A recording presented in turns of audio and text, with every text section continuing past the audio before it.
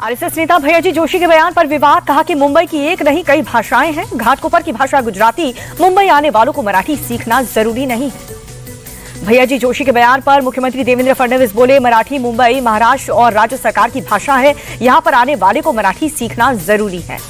फडणवीस बोले कि मैंने भैयाजी जोशी का बयान नहीं सुना, लेकिन मुझे नहीं लगता कि मेरे बयान से भैयाजी जोशी का मत अलग होगा। भैयाजी जोशी के बयान पर शिवसेना उद्धव गुट ने खोला मोर्चा। आदित्य ठाकरे बोले कि ये महाराष्ट्र का अपमान है, ये लोग महाराष्ट्र को विभाजित करना चाहते हैं।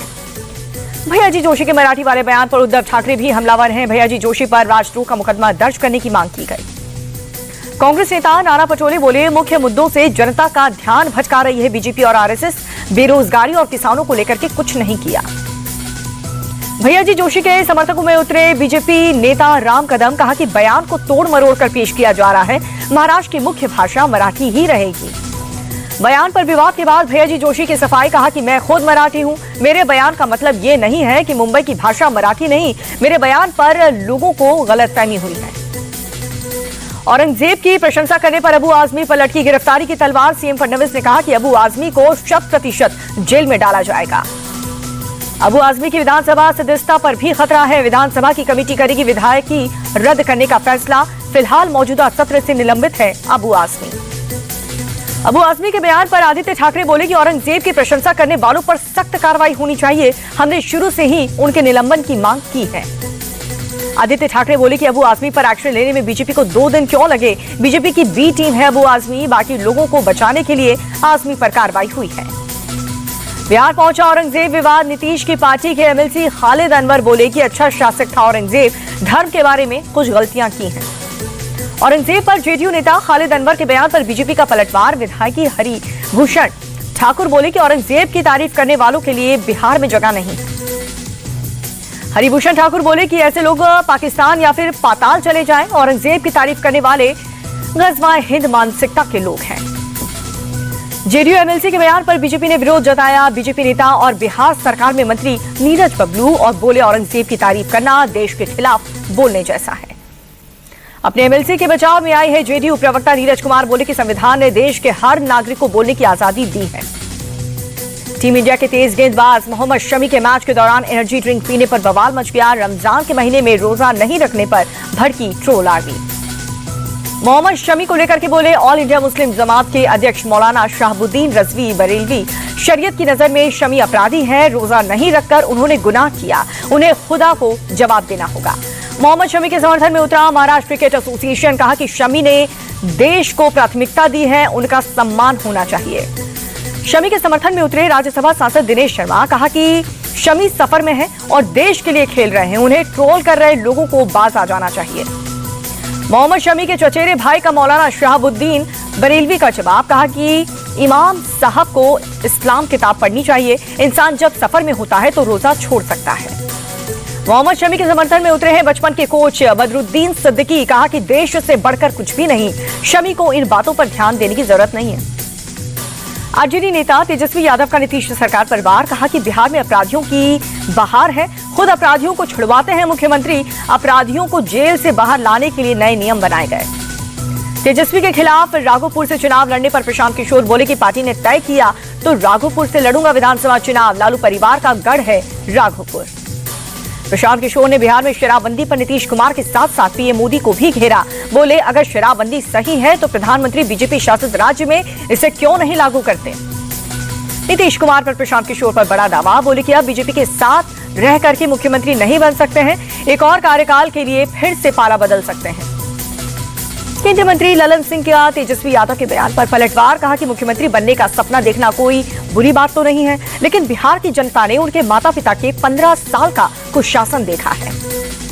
यूपी की योगी सरकार पर मायावती का अटैक। कहा कि कांग्रेस के नक्शे कदम पर चल रही है बीजेपी। ग्रोथ इंजन का दावा, लेकिन लोगों को बुनियादी सुविधाएं तक नहीं दे पा रही। मायावती बोली, बीजेपी ने अंबेडकर की योजना को निष्क्रिय किया है। धर्म विशेष के धार्मिक स्थल को टारगेट करना बहुत गलत बात है। मध्य प्रदेश के मंत्री के भिखारी वाले बयान पर भड़की बसपा सुप्रीमो। कहा कि पहले थोड़ा सा अनाज देकर के गरीब और दलितों का वोट खरीदा, बाद में भिखारी बता करके उनका अपमान करते हैं। दिल्ली के सीएम रेखा गुप्ता का आम आदमी पार्टी पर हमला। कहा कि पिछली सरकार में नौकरशाही से परेशान थे व्यापारी संगठन। मैं कोशिश करूंगा कि इनके दर्द का इलाज किया जाए। दिल्ली के पड़पड़गंज से बीजेपी विधायक रविंद्र नेगी का वीडियो सोशल मीडिया पर हुआ वायरल। अपने विधानसभा क्षेत्र में मीट बेच रहे दुकानदारों को फरमान जारी करते दिखे विधायक। वायरल वीडियो में दुकानदारों से धमकी भरे अंदाज में रविंद्र नेगी की बातचीत। मंगलवार को मीट की दुकान को बंद रखने का फरमान सुनाया। उत्तराखंड के हर्षिल को पीएम मोदी की जनसभा वापस संबोधित उन्होंने की, बोले कि मां गंगा की कृपा से उत्तराखंड की सेवा का सौभाग्य मिला है। उन्हीं की कृपा से मैं काशी तक पहुंचा। लगता है मां गंगा ने मुझे गोद ले लिया है। पीएम मोदी बोले, उत्तराखंड की प्रगति के नए नए रास्ते खुल रहे हैं। नए लक्ष्य की ओर तेजी से आगे बढ़ रहा है उत्तराखंड। ये दशक उत्तराखंड का है। बब्बर खालसा इंटरनेशनल का आतंकी लाजर मसीह यूपी के कौशाम्बी से गिरफ्तार कर लिया गया है। पाकिस्तानी खुफिया एजेंसी आईएसआई के संपर्क में था लाजर। हैंड ग्रेनेड और विस्फोटक भी बरामद। यूपी एसटीएफ और पंजाब पुलिस के जॉइंट ऑपरेशन में बब्बर खालसा के खूंखार आतंकी गिरफ्तारी हुई है। कौशाम्बी के पुलिस स्टेशन में लाजर मसीह से सुरक्षा एजेंसियों की पूछताछ हुई। आईएसआई के 3 लोगों के संपर्क में था लाजर मसीह। यूपी के डीजीपी प्रशांत कुमार बोले, महाकुंभ में हमले की फिराक में था यह आतंकवादी। डीजीपी प्रशांत कुमार बोले, आतंकी लाजर लगातार आईएसआई के संपर्क में था। पाकिस्तान में बैठे कुछ हैंडलरों से ड्रोन के जरिए गोला बारूद और हथियार मुहैया करा रहे थे।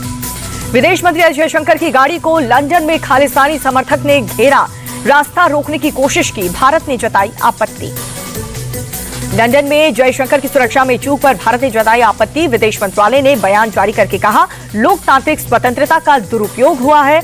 अलगाववादियों और चरमपंथियों की भड़काऊ गतिविधियों की निंदा करते हैं। लंदन में कश्मीर मुद्दे पर सवाल पर विदेश मंत्री एस जयशंकर ने दिया जवाब। बोले कि कहा, हम जिस हिस्से का इंतजार कर रहे हैं वो कश्मीर के उस हिस्से की वापसी है जो पाकिस्तान अवैध कब्जे में है।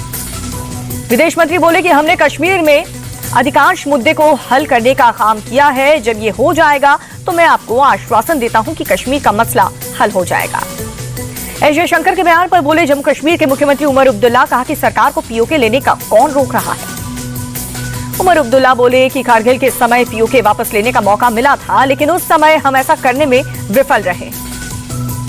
दिल्ली में महिला ड्राइवर और आईटीबीपी के जवान के बीच बहस का वीडियो वायरल हुआ। दिल्ली के सराय काले खां के पास की बताई जा रही ये तस्वीरें 20 फरवरी का पूरा मामला। लखनऊ में आग का तांडव देखने को मिला है। मल्टी लेवल पार्किंग में लगी भीषण आग, कई गाड़ियां जलकर के राख हुई। दमकल की टीम ने आग पर काबू पाया। भोपाल में हूटर लगी निजी गाड़ियों पर लगाई कार्रवाई शुरू हो चुकी है। पुलिस ने कई गाड़ियों से लाल पीली बत्ती उतरवाकर डिजाइनर नंबर प्लेट वाली गाड़ियों पर भी कार्रवाई की है।